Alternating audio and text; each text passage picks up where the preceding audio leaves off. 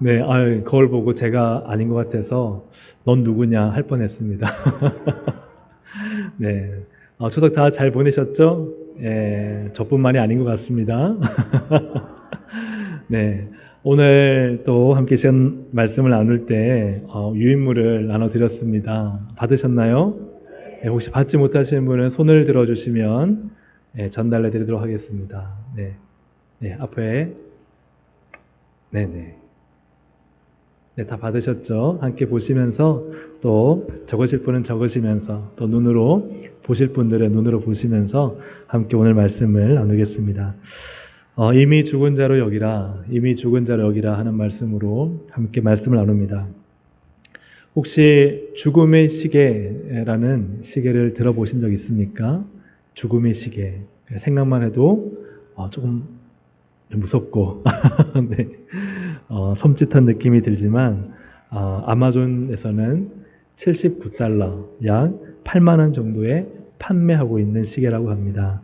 스웨덴 발명가인 프레드릭 콜팅이 발명했는데 이 시계는 그 사람의 의료 정보가 다 기록되어 있어서 그 사람의 병력, 음주, 흡연, 운동 습관, 체중 혹은 암이나 당뇨 이런 여러 가지를 그 시기에 입력하고 이렇게 살아가면 이제 그 사람의 생체 리듬을 읽으면서 또 이제 그 사람이 가지고 있는 생체 정보로서 그 사람이 며칠, 몇 년, 몇십 년을 살 수 있겠다. 네.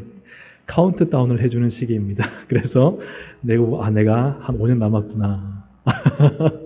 내가 한 15년 살겠구나. 내일이구나. 이렇게 알 수 있는 죽음의 시계라고 있습니다. 이렇게 프레드릭 콜링이 죽음의 시계를 발명하게 된 사연은 할아버지가 갑자기 돌아가셨어요. 그래서 죽음을 준비하고 내게 준 시간을 헛되이 살지 않아야 되겠구나 하는 좋은 의도에서 발명을 했습니다. 이 시계에 대한 사람들의 반응이 다양한데 시계 때문에 더 수명 줄겠다 하는 분도 있고 나는 그 날짜 알고 싶지 않다 하는 분도 있고 이것은 증오하는 사람에게 주기 좋은 선물이다. 네, 그런 의견도 있고 계획에 따라 살 수 있겠다. 알뜰히 시간을 사용할 수 있겠다. 이런 여러 가지 반응이 있습니다. 여러분은 이러한 죽음의 시계를 갖고 싶습니까? 아닌가요? 네. 우리가 이런 시계가 사실 필요하지 않고 하루하루 열심히 최선을 다해 살다가 주님 부르시면, 그죠? 그때 가면은 우리가 다 되지 않겠습니까? 그러나 우리가 믿음으로 살기 위해서는 우리가 언젠가는 죽을 때가 있다. 우리가 주님 앞에 갈 때가 있다는 것을 알고 그 때문에 참 믿음의 결단을 하고 내게 주어진 날이 이 땅에서의 날이 장구하지 않구나 영원하지 않구나 하는 것을 알아서 영원한 하늘나라를 소망하며 이 땅을 살아가는 데 있어서는 우리의 죽음이라는 시계를 염두에 두고 살 필요가 있겠다 하는 그런 도전은 있습니다.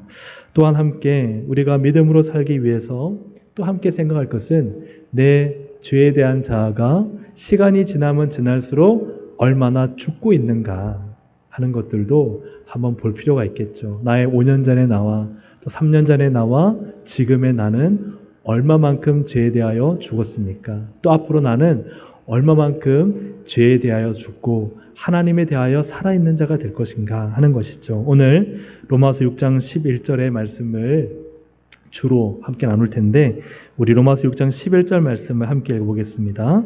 이와 같이 너희도 너희 자신을 죄에 대하여는 죽은 자요 그리스도 예수 안에서 하나님께 대하여는 살아있는 자로 여길지어다. 아멘. 우리가 이 땅을 살아갈 때 시간이 지날수록 우리는 죄에 대하여 죽어가는 것이죠. 그리고 누구에 대하여 살아나는 거예요?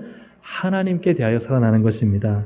이것은 죄를 짓고자 하는 자아는 죽는 거예요. 하지만 늘 하나님을 정말 위해 살겠다는 마음만 있었는데 그 마음이 이제 손으로 가고 그 마음이 발로 가고 그 마음이 행동으로 가고 그 마음이 점차 삶으로 확대되어지는 거예요. 그래서 예전에는 1분도 주님께 못 드렸는데 이제는 5분을 드리고 10분을 드리고 1시간을 드리고 그러다가 점점 더 나의 완전 일생을 평생을 그냥 주님께 바쳐버리는 그죠? 하나님께 대하여 살아있는 자가 될지어다. 할렐루야. 네, 그것을 주님께서 말씀하고 있는 것입니다. 하지만 우리의 고민은 이렇게 죽어야 하는데 잘 죽지 않는다 하는 것이죠. 오늘 로마서 6장 6절을 보면 이게 기록되어 있지 않지만은 우리가 죄에게 종노릇하지 아니하려 함이라. 예수님께서 십자가에 죽으신 것은 우리가 더 이상 죄의 종노릇하며 살기를 원하지 않으시는데, 그러나 우리의 삶을 찬찬히 살펴보면 죄에게 얼마나 노예가 되어 끌려다니는가. 이 죄의 이 육신의 속성에 그냥 굴복해서 내 마음은 원의로되 내 마음은 주님의 뜻을 구하며 하나님을 기쁘게 하고 싶지만, 그러나 내 육신이 약하여서 그렇게 살지 못하는 우리 자신이 얼마나 원망스럽고, 또 때로는 내가 싫잖아요. 나는 왜 이것밖에 안 될까 하는 그런 마음이라면 다 그리스도인은 그런 마음을 다 가져봤을 것입니다. 그런데 놀라운 것은 바울이 죄에 대하여 죽었다라고 11절에서 말씀하고 있는 거예요. 너는 죄에 대하여 죽고 있는 중이다. 죽을 것이다. 라고 말씀하지 않고 어떻게 해요? 죄에 대하여 죽었다. 죽었다라고 말씀하고 있는 것입니다. 왜냐하면 나는 아직까지 죄에 대하여 살아있는 것 같은데 왜 바울은 죄에 대하여 죽었다 하는 과거 완료형으로 사용할까 하는 것이죠. 로마서 6장 3절부터 4절 우리 함께 읽어보겠습니다. 무릇 그리스도 예수와 합하여 세례를 받은 우리는 그의 죽으심과 합하여 세례를 받은 줄을 알지 못하느냐. 그러므로 우리가 그의 죽으심과 합하여 세례를 받음으로 그와 함께 장사되었나니 이는 아버지의 영광으로 말미암아 그리스도를 죽은 자 가운데서 살리심과 같이 우리로 또한 새 생명 가운데서 행하게 하려 함이라. 아멘. 장사되었다. 그래서 빈칸의 밑줄의 글은 장사죠. 죽었다는 거예요. 장례를 치렀다는 겁니다. 이미 우리가 예수 그리스도의 십자가와 함께 죽었다는 거예요. 장례식을 이미 다 치렀다는 거예요. 여러분은 그러니까 죄에 대하여 지금 장례식을 치르신 분들이에요. 그죠? 예수를 믿고 나면 우리는 죄에 대하여 이미 장사된 것입니다. 이렇게 장사된 우리가 여전히 우리의 삶을 보면 죄가 살아있는다 하는 것이죠. 이것이 참 우리에게는 큰 괴리감입니다. 고린도후서와 갈라디아서에서는 우리의 상태를 말하기를 고린도후서 5장 17절에서 그런즉 누구든지 그리스도 안에 있으면 새로운 피조물이라. 새로운 피조물이라. 이전 것은 지나갔으니 보라 새 것이 되었도다. 그러니까 우리는요 완전히 탈바꿈한 거예요. 완전히 새로운 신분과 새로운 영적 변화와 새로운 피조물로 주님 우리를 창조하신 겁니다. 그런데 왜 우리는 이렇게 새로운 피조물임에도 죄를 지을까? 이게 참 이 말씀과 우리의 현실적인 삶과의 괴리감이 있는 그런 참 고통스러운 말씀이시죠. 갈라디아서 2장 20절을 보더라도 내가 그리스도와 함께 십자가에 못 박혔나니 그러죠. 내가 이제 십자가에 못 박히고 있는 상태도 아니고 못 박힐 것도 아니고 내가 이미 못 박혔다는 거예요. 이미 나는 못 박혀서 죽은 상태라는 거예요. 죄에 대하여. 그런데 왜 우리는 여전히 죄를 짓고 이 죄 때문에 힘들어하고 고통스러워하는가 하는 것이죠. 오늘 로마서 6장 11절을 다시 한번 자세히 보시면 우리 뒷장을 보시면 또 적혀 있습니다. 이와 같이 다시 한번 읽어보겠습니다. 시작. 이와 같이 너희도 너희 자신을 죄에 대하여는 죽은 자요 그리스도 예수 안에서 하나님께 대하여는 살아있는 자로 여길지어다. 여길지어다. 아멘. 참 이 여길지어다가 굉장히 중요한 의미입니다. 여길지어다는 헬라어로 로기조마이라는 헬라어인데 계산하다, 포함하다, 짐작하다, 떠맡기다, 헤아리다, 추리하다, 상징하다, 생각하다 이런 의미입니다. 그러니까 이 말은요. 나는 죄에 대하여 죽은 자로 포함시켜라. 나는 죄에 대하여 죽은 자로 여기고 생각하라는 거예요. 그러니까 이 말씀을 들으면 좀 이해가 되지 않습니까? 죽었다, 장사되었다, 못 박혔다. 그러나 나는 아직까지 살아있잖아요. 죄에 대하여서. 그런데 성경은 우리에게 이 앞에 있는 죽었다, 장사되었다 하는 것들이 어떤 의미인지를 말씀해 주는 거예요. 그렇게 장사되고 죽은 자로 어떻게 하라고요? 여겨라는 거예요. 여겨라. 우리가 여전히 죄에 대하여 살아있고 죄에 대하여 죽지만 그러나 하나님 앞에서 나는 죄에 대하여 죽은 자다라고 선포하라는 거예요. 너 죄에 대하여 죽었잖아. 죄의 속성이 막 일어날 때 너 죄에 대하여 죽었잖아. 너 하나님께 대하여 살아있는 자잖아. 이것을 어떻게 해요? 선포하고 그렇게 여겨라 하는 것을 말씀하고 있습니다. 그러므로 우리가 죽으려고 노력하고 애쓰고 또 바둥바둥거리지만 그러나 그 과정이 틀렸다는 것이 아니라 우리에게 더 중요하게 성이 가르쳐주는 것은 죽었다는 사실을 받아들이라는 거예요. 나는 십자가에 주님과 함께 못 박혔어. 나는 이미 죄에 대하여 장사된 자야. 장례식 다 치렀어. 그렇게 나에 대해서 죄에 대하여 죽은 자로 자꾸 나에게 여기고 선포하라. 거기에 포함시키라 하는 의미를 가지고 있습니다. 우리의 자는 여전히 죄에 대하여 살아있고 꿈틀거리고 있지만 그러나 그 죄에 대하여 계속해서 우리는 그죠? 고통스럽지만 거기에 안 죽은 것처럼 바둥바둥거리지만 그러나 우리가 선포할 것은 나는 죄에 대하여 죽었다. 왜요? 예수님과 함께 십자가에 못 박혔기 때문에 그렇게 내가 선포함으로써 우리는 사실 죄를 이길 수가 있는 것입니다.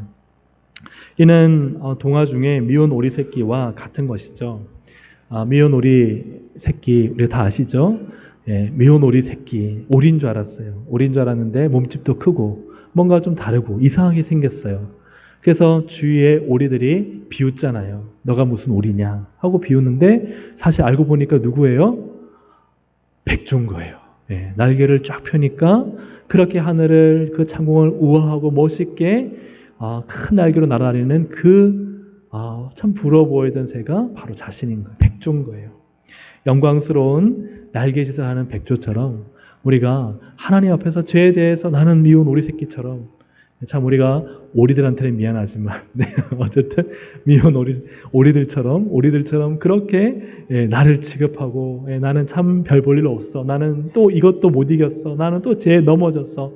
이렇게 우리를 오리로 생각하지 말고 뭐로 여겨라? 나는 예수 안에서 구원받은 하나님의 자녀야.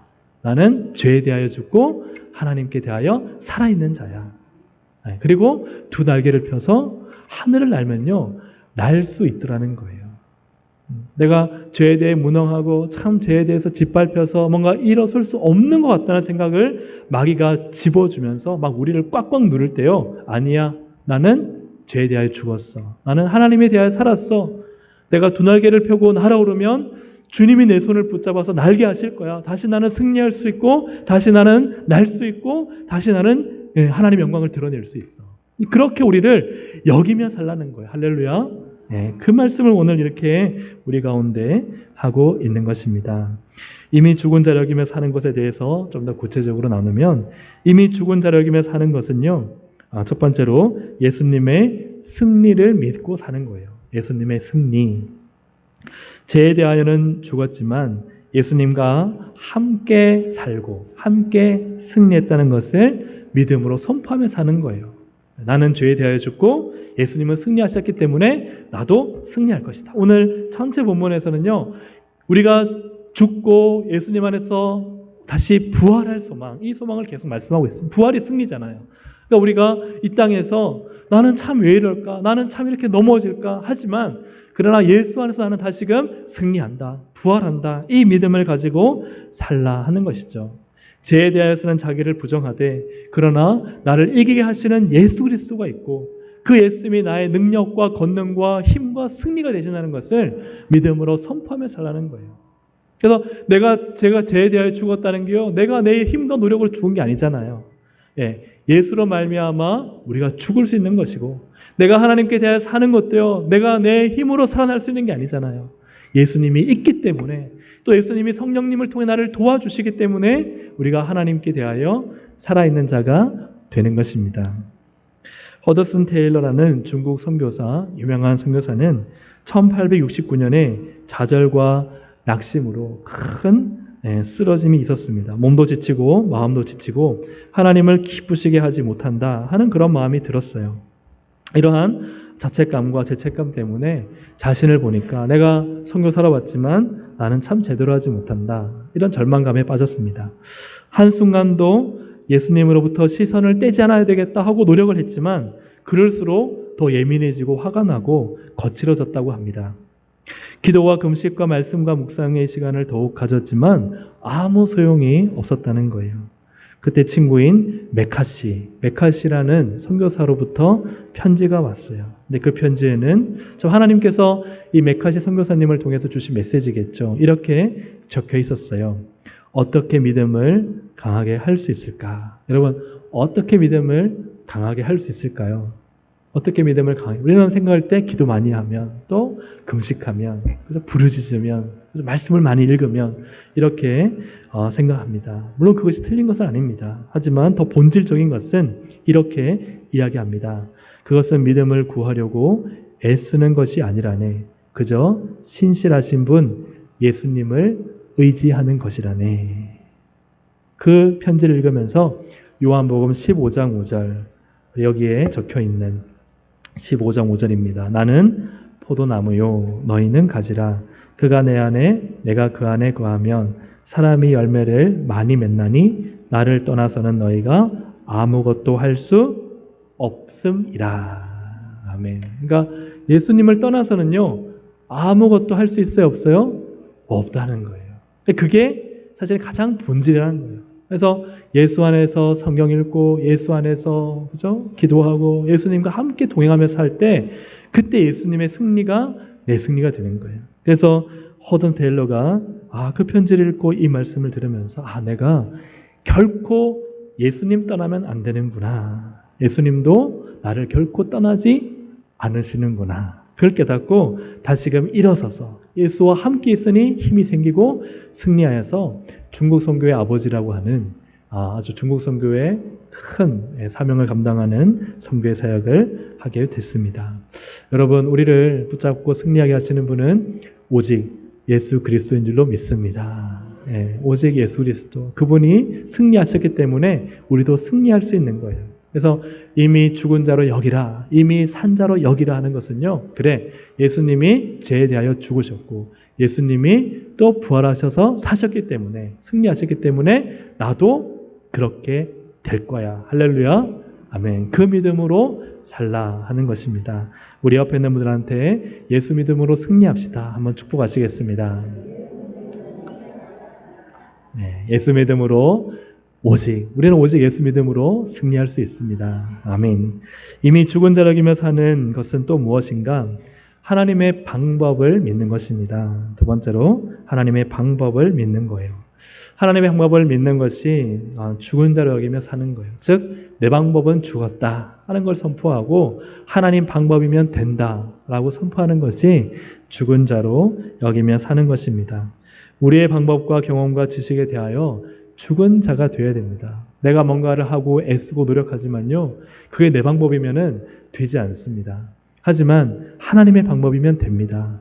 하나님께서 내게 길을 인도하시고 또 내 발에 등불을 비춰주시면 되는 줄로 믿습니다. 그래서 우리는요, 하나님 방법으로 살도록 부름받았어요.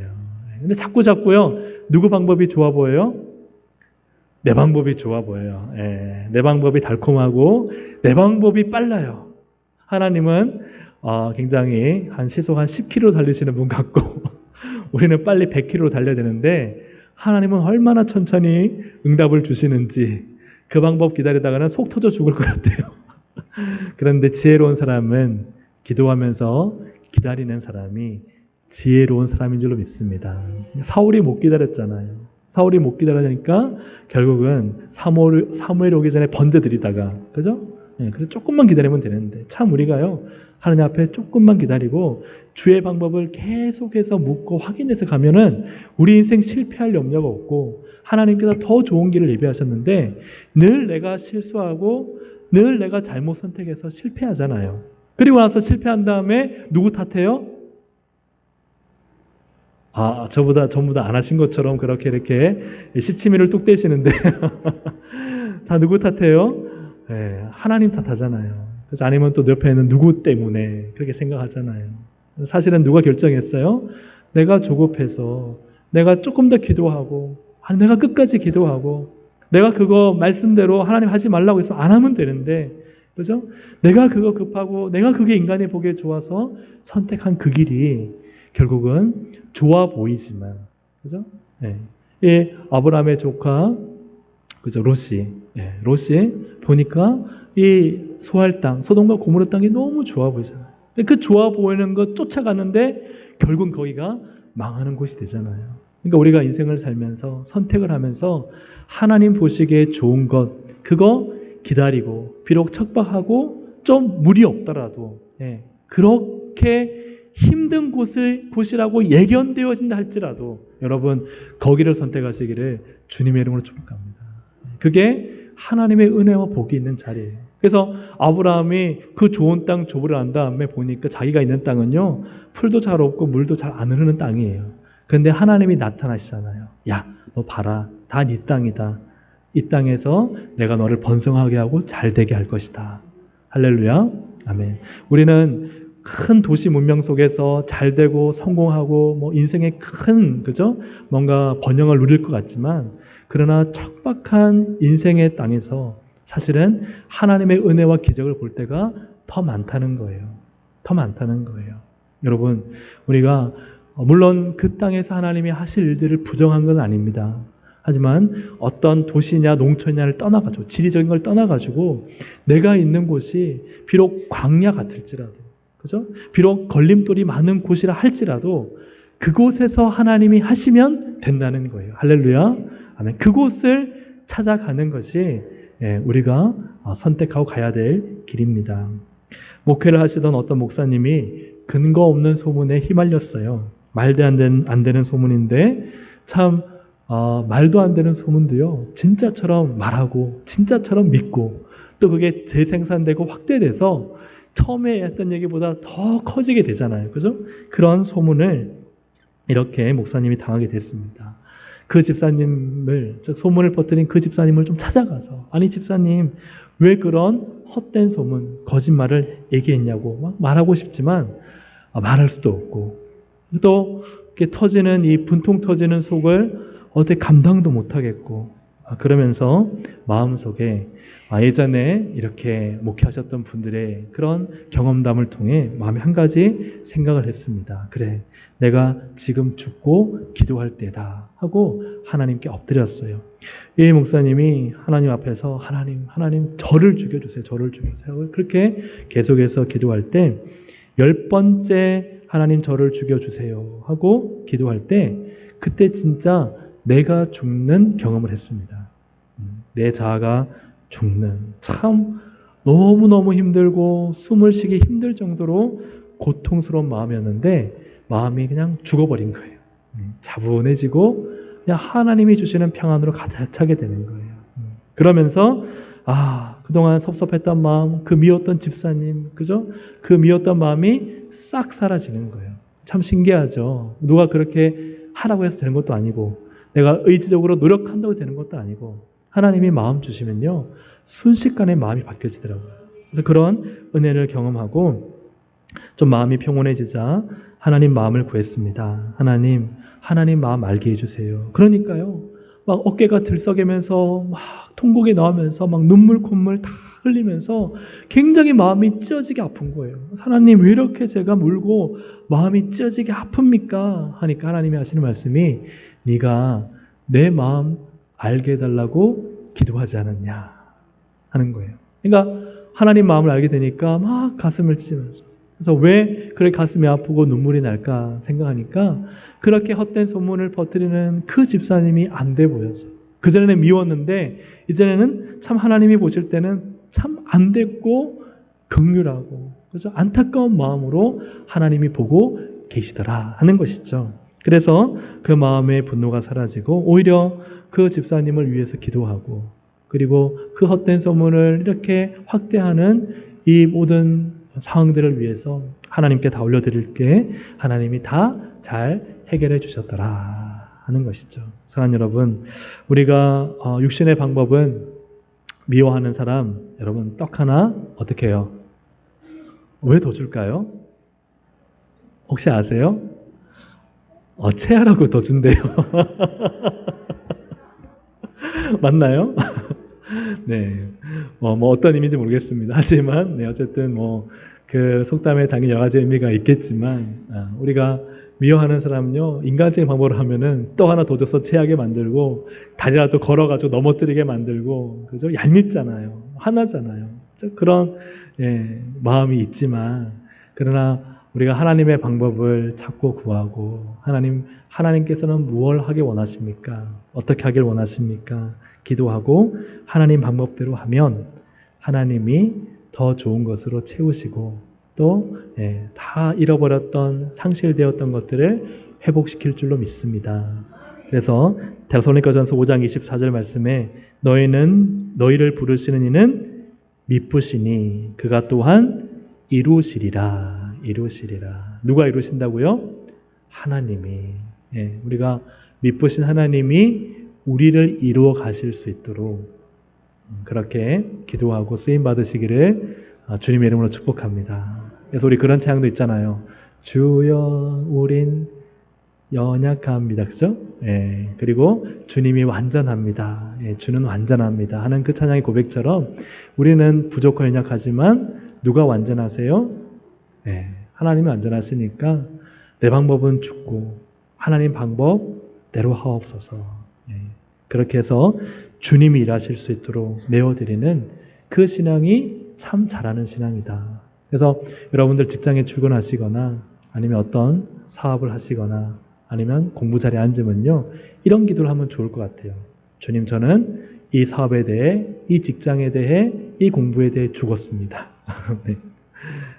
제 지혜와 제 능력과 제 경험이 아니라 하나님께서 해주십시오. 할렐루야. 너무 바쁘면 딱 줄여서 한마디만 하면 됩니다. 하나님께서 해주세요. 할렐루야. 하나님께서 해주세요. 그것으로 하나님께 맡기고 하나님의 역사와 기적을 우리가 날마다 경험하기를 주님의 이름으로 축복합니다. 이미 죽은 자라기며 사는 것은 마지막으로 십자가의 영광을 믿는 것입니다. 십자가의 영광을 믿는 것. 자기 계획과 목적을 부정하는 것입니다. 그리고 주님의 계획과 목적을 신뢰하고 따르는 것입니다. 누가복음 9장 23절에 또 무리에게 이르시되 같이 읽어볼까요? 아무든지 나를 따라오려거든 자기를 부인하고 날마다 제 십자가를 지고 나를 따를 것이니라. 아멘. 자기를 부인하는 사람은 그 다음에 뭘 하느냐? 자기 십자가. 이것은 주님께서 나에게 맡긴 십자가입니다. 내가 가지고 있는 계획과 목표를 끝까지 이건 놓치지 않겠다는 사람은요, 주님의 목표와 계획을 붙잡을 수 없겠죠. 내 거를 내려놔야 주님의 계획이 보이고, 내 목표를 내려놔야 주님의 목표가 보이고, 그죠? 내 욕심을 내려놔야 주님의 소망이 보이는 것이죠. 사랑하는 여러분, 우리의 목표와 계획, 물론 하루하루 살아가는 데 있어서 목표와 계획 없이 살면 안 되겠죠. 하루 내가 오늘 뭘 할까? 또 어떻게 하루를 잘 사용할까? 그죠? 여러분 그런 계획과 목표가 있으시기를 주의 이름으로 축복합니다. 이런 계획과 목표를 없애라는 것이 아니라 내 인생의 이 모든 계획들과 목표들이 결국은 어디를 향하고 있는가? 그죠? 이게 주님을 향하고 있는가? 아니면 그냥 지금 하루의 내 삶, 내 인생, 내 목적, 그죠? 내 행복을 향하고 있는가? 그래서 정말 주님을 향한 계획, 주님을 향한 내 인생의 드림이 될 때 주님께서 그분을 책임지시지 않겠습니까? 존 하이드는 기도의 사도입니다. 인도 선교사로 헌신하여 인도로 가는 배를 탔어요. 젊어서부터 헌신했고 주위에서도 참 촉망받는 훌륭한 선교사. 인도로 가는 배를 탔을 때 어느 목사님의 편지가 도착해 있었어요. 요즘 같으면은 다 뭐 카톡이나 문자 발송하겠죠. 근데 그 당시로는 이 배로 갈 때도 편지로 다 배나 아니면 다른 나라나 다 보내는 거예요. 이게 편지가 배에 도착해 있는 거예요. 그 가운데 몇 마디가 이 존 하이드의 자존심을 건드렸습니다. 사랑하는 존, 네가 성령으로 충만해질 때까지 너를 위한 기도를 멈추지 않겠습니다. 참 좋은 말 같지만요, 존은 이 말이 너무너무 화가 났습니다. 그래서 막 편지를 구겨가지고요 던져버렸어요. 아니, 성령으로 충만할 때까지 내가 지금 모든 걸 다 버리고 지금 선교사로 인도에 가고 있고 그냥 그저 그런 선교사가 아니라 정말 훌륭한 선교사가 되기 위해서 나는 지금 가고 있는데 뭐라고? 나로 성령으로 충만해지라고? 자기는 성령으로 충만해져 있고 그래서 헌신했고 그래서 인도로 가고 있는데 아니 어떻게 나를 잘 아는 목사님이 어떻게 이런 말씀을 할 수 있지? 그래서 그냥 구깃구깃 해가지고 던져버렸어요. 그런데 이 편지를 보내주신 목사님이 너무 이 존 하이디의 참 훌륭한 멘토였기 때문에 다시 그 편지를 펴서 3번, 4번을 읽어보게 되었습니다. 그러면서 뭔가 깨달음이 왔어요. 분명히 이분이 이렇게 말씀하실 때는 뭐가 있을 거다? 이유가 있을 거다. 그래서 그 말씀을 읽어보니까 깨달았어요.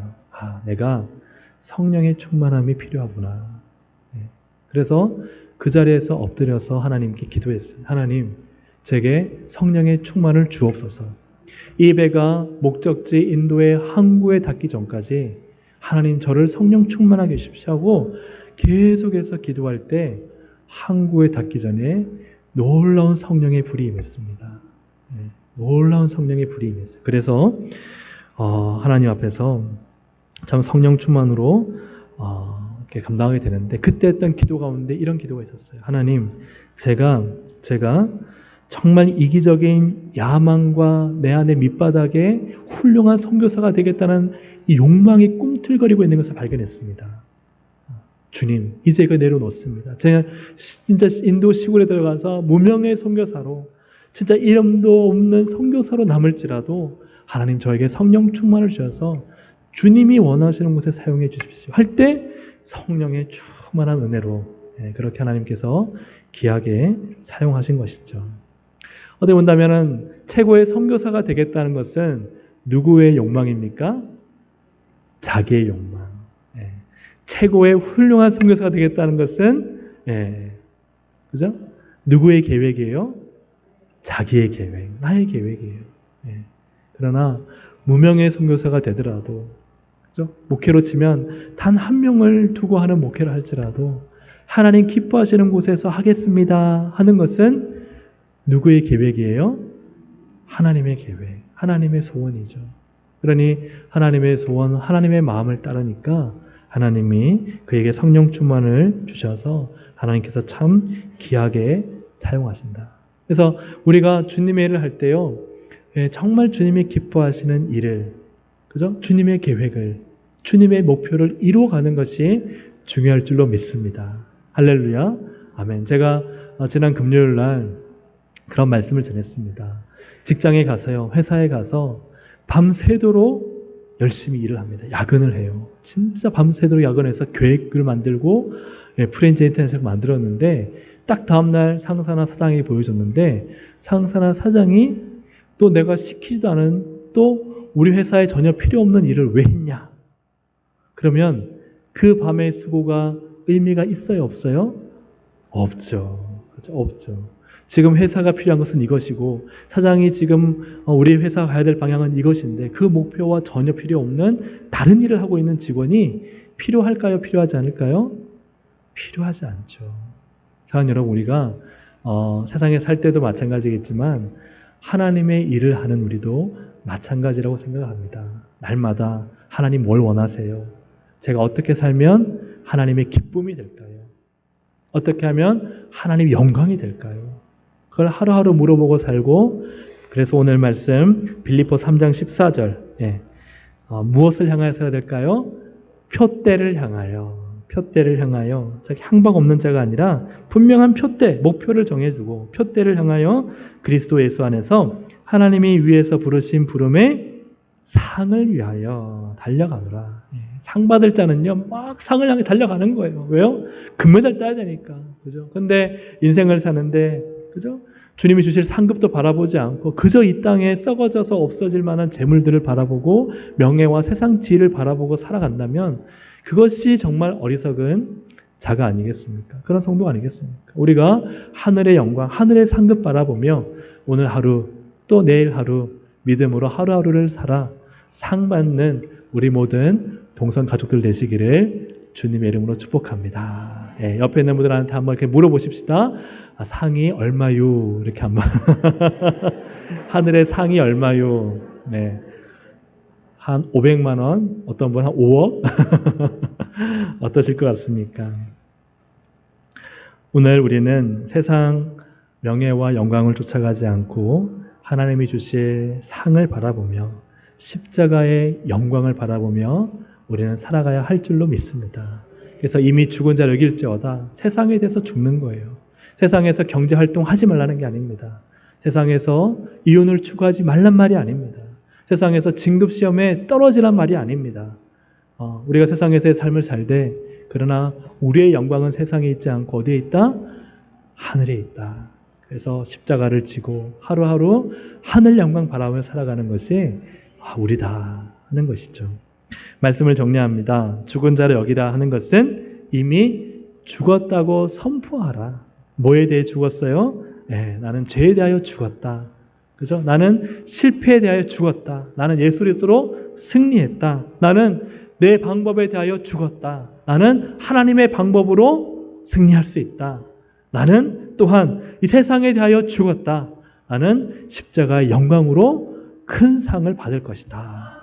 우리가 이렇게 선포하며 날마다 여기며 정말 하나님의 영광을 위해서 크게 쓰임받는 우리 모든 동성애 식구들 되시기를 주의 이름으로 축복합니다. 옆에 있는 분들 한 번 더 인사하실 때 아유 죽으셨네요. 이렇게 한번 인사하시겠습니다. 그리고 한 번 더 인사하실 때 우리가 하나님에 대하여 살아야 되잖아요. 사셨네요. 한번 좀. 제하여 대하여 죽고 또 하나님에 대하여 살아있는 자로 우리가 하루하루 승리합시다. 함께 이 시간 우리 기도 드리기 전에 찬양을 먼저 하면 좋겠습니다.